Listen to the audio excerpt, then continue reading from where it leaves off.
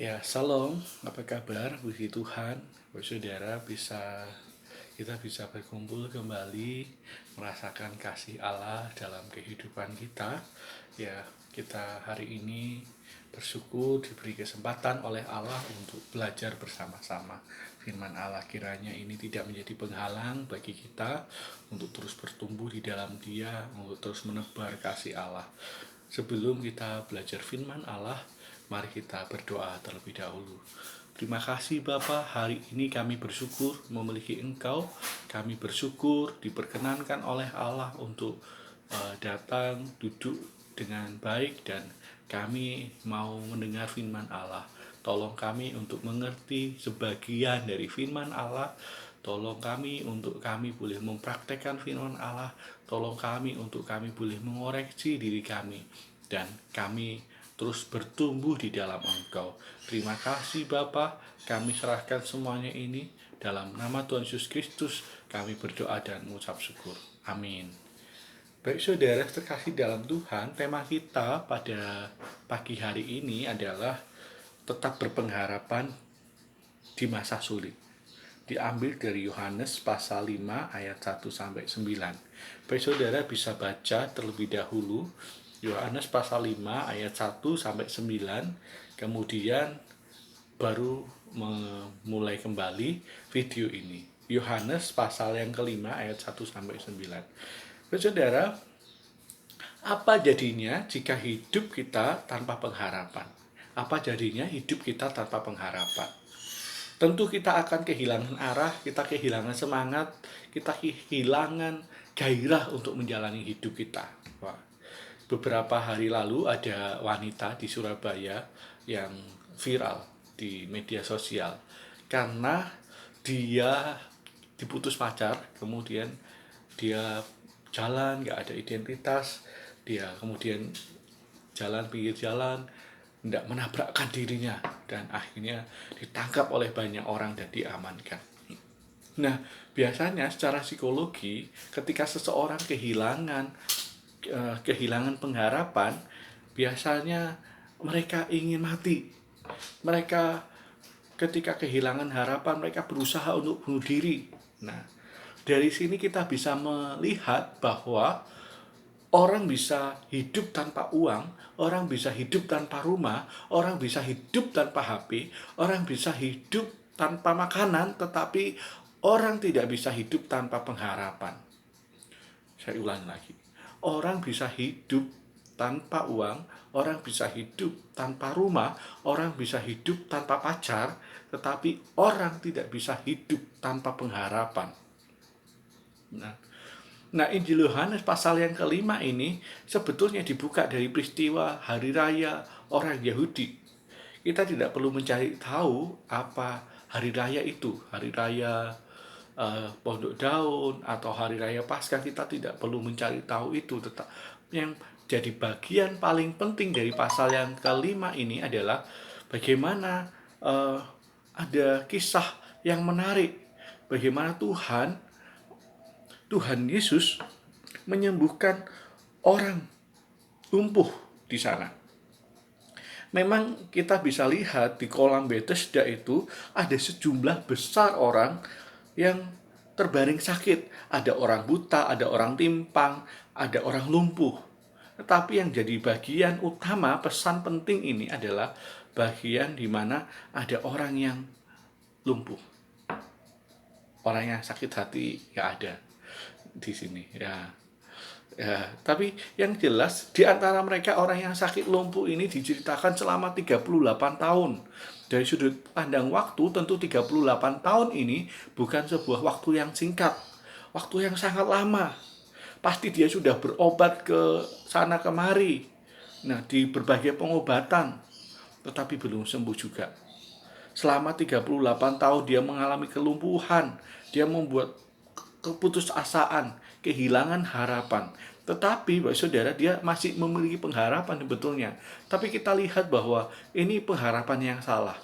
Coba apa yang harus kita miliki supaya kita memiliki dasar pengharapan yang betul itu seperti apa? Yang pertama kita menjadi dua bagian. Yang pertama adalah Ayat yang ketujuh, mari kita baca bersama-sama. Ayat yang ketujuh, 1, 2, 3. Jawab orang sakit itu kepadanya, Tuhan, tidak ada orang yang menurunkan aku ke dalam kolam itu apabila air mulai goncang. Dan sementara aku menuju ke kolam itu, orang lain sudah mendahului aku. Tuhan, tidak ada orang yang menurunkan aku, memapah aku ketika airnya goncang. Yang pertama, saudara, yang bisa kita pelajari pada bagian firman Tuhan hari ini adalah jangan menanamkan pengharapan semu di dalam hati kita. Apa pengharapan yang semu yang diharapkan oleh orang lumpuh ini? Yang pertama, dia mengharapkan kolam Bethesda. Dia mengharapkan pengharapannya, menaruh harapannya pada orang.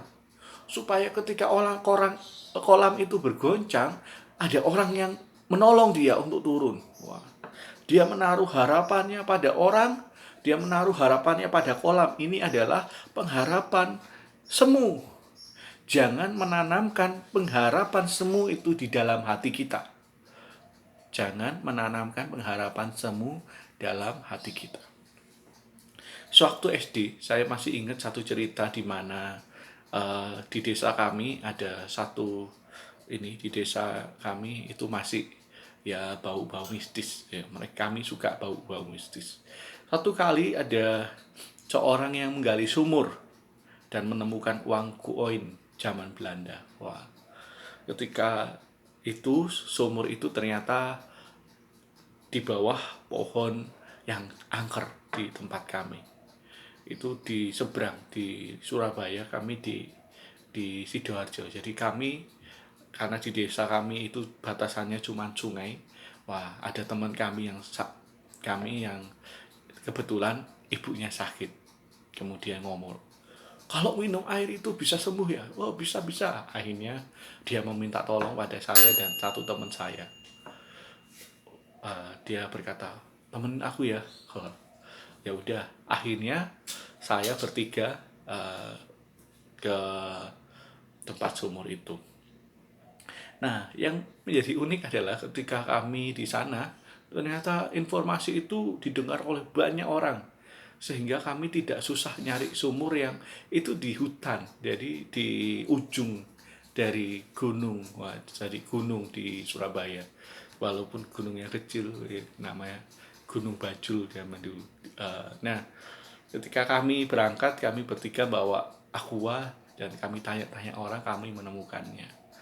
Nah, ketika kami sudah nemuin itu, teman saya akhirnya berkata, wah, ini pasti ibuku sembuh. Wah, dia minum air itu banyak-banyak, dia isi aqua itu dengan air sumur yang dipercaya bisa menyembuhkan itu.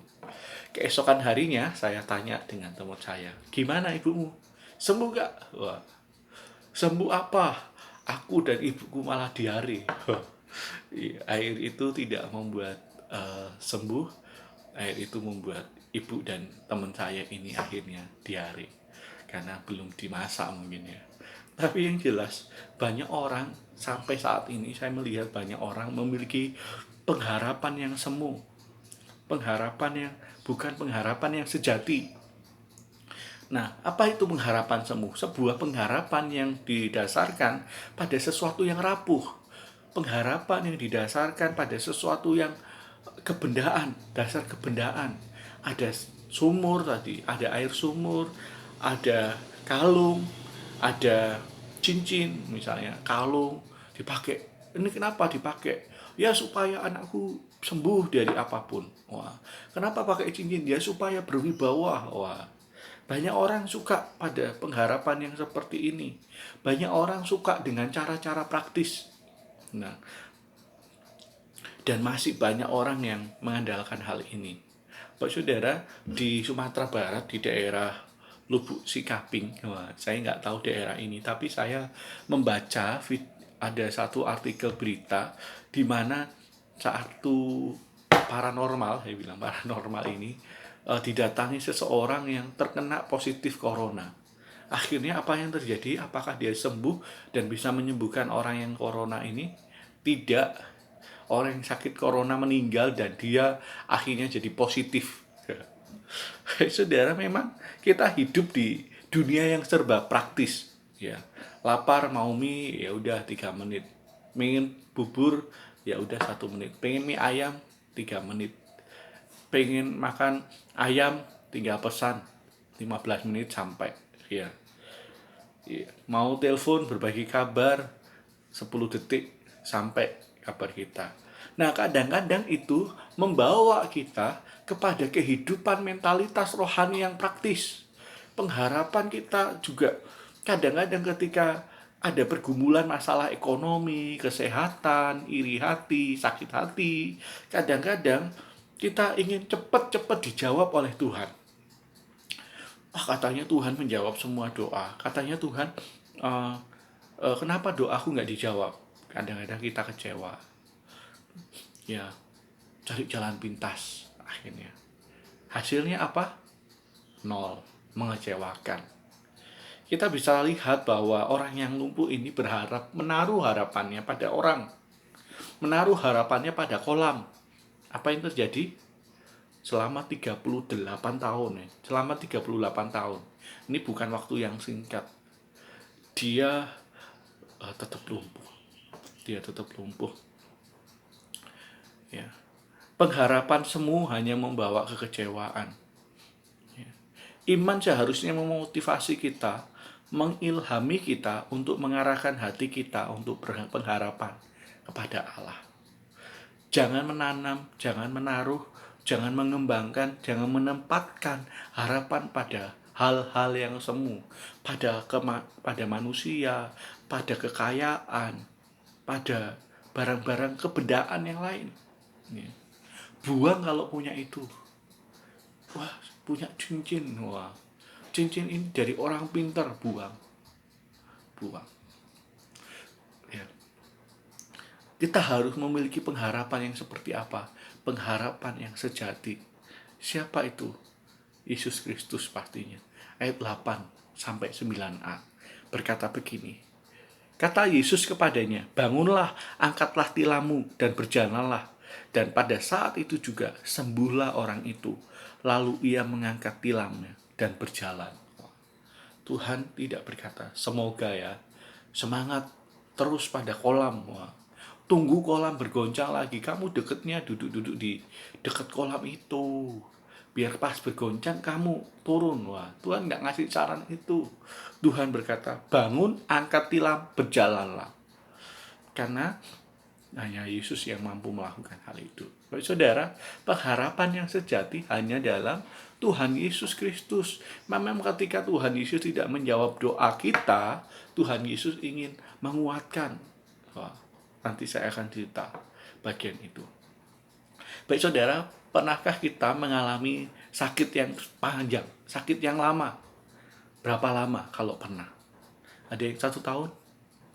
Ada yang 2 tahun? Ada yang 3 tahun mungkin? Ya, saya pernah sakit 1 bulan. 1 bulan itu. Ketika sakit 1 bulan, saya hanya bisa makan bubur. Rasanya 1 bulan itu terasa lama sekali. Kapan saya bisa makan normal seperti yang kemarin-kemarin? Wah, saya rindu kemarin-kemarin. Atau mungkin ada di antara kita yang sakit panu di pipi yang lebar begini, di sini mungkin.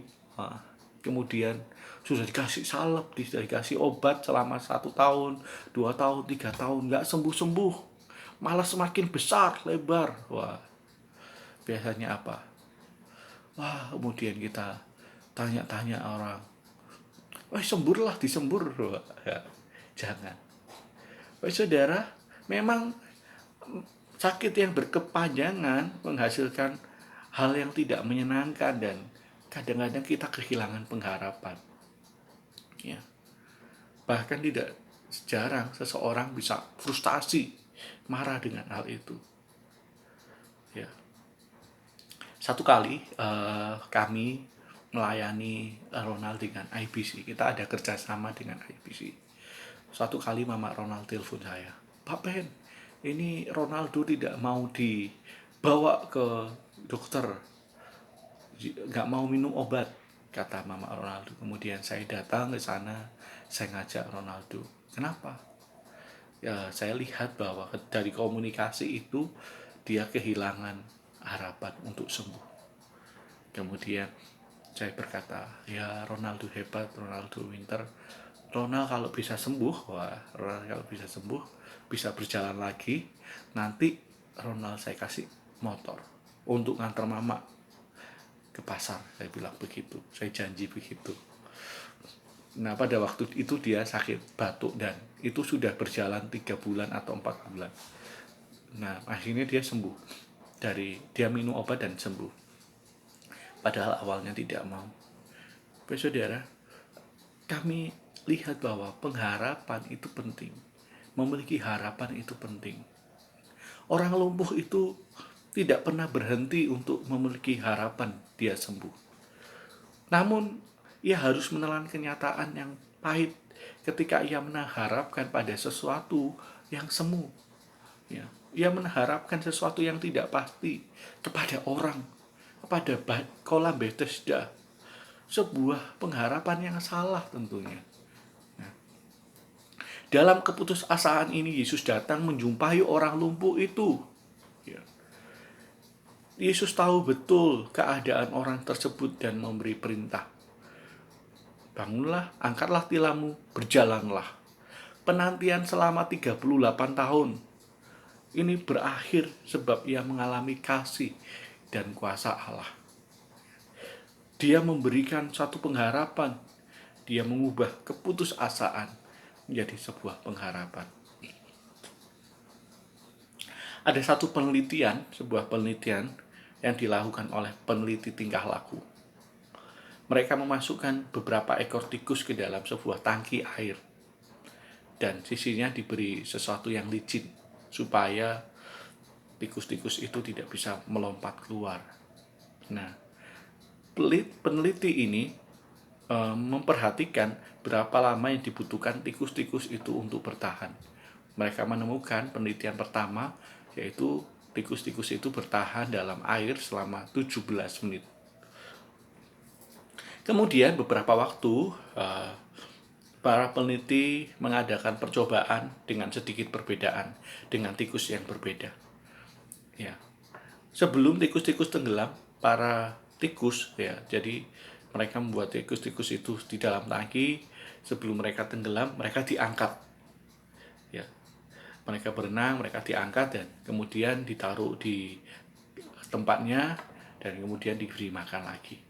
Beberapa waktu kemudian mereka dimasukkan kembali, tikus yang kedua, dalam kolam dan sisinya tetap dikasih dengan sesuatu yang licin. Hasilnya bagaimana? Apakah mereka bertahan 17 menit? Tidak. Mereka bertahan selama 36 jam. 36. Berbanding berlipat-lipat. 1,5 hari. 1,5 hari. Wah. Para peneliti meneliti itu. Kenapa tikus yang kedua bisa bertahan berlipat-lipat? Jawabannya adalah karena pengharapan mereka pernah diselamatkan. Jadi mereka meyakini akan diselamatkan lagi. Jadi mereka akan bertahan. Pengalaman yang unik itu membuat kekuatan mereka bertambah. Kita juga meyakini bahwa harapan kita pernah diselamatkan oleh Allah juga begitu. Kita perlu menanamkan, mengingat harapan-harapan. Kita perlu mengingat kembali kebaikan Tuhan, sehingga persoalan-persoalan